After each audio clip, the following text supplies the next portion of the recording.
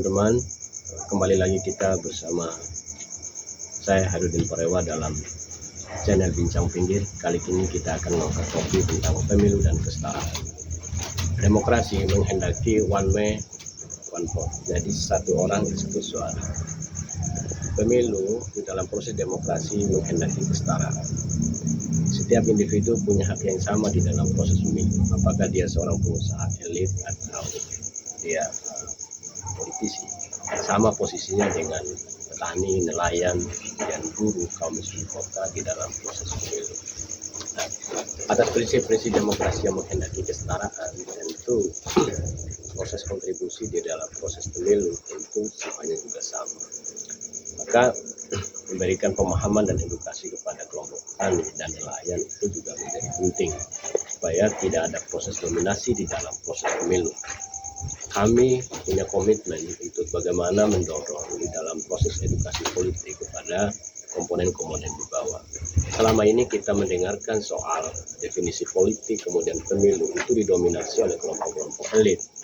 Alangkah baiknya sekarang coba kita melihat sudut yang berbeda, bagaimana menurut kaum bawah terkait dengan definisi-definisi mereka tentang pemilu. Apa sesungguhnya pemilu menurut mereka?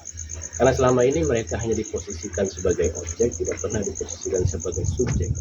Untuk itu, karena sifatnya mereka yang harus kita letakkan sebagai subjek, bagaimana sebenarnya mereka harus menjadi aktor utama di dalam proses pemilu.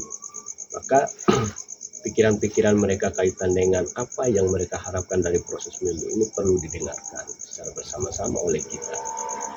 Maka itu kita berharap kepada pemerintah khususnya untuk membuka ruang dialog, untuk bisa mendengarkan dan merangkum apa sebenarnya gagasan-gagasan dari bawah.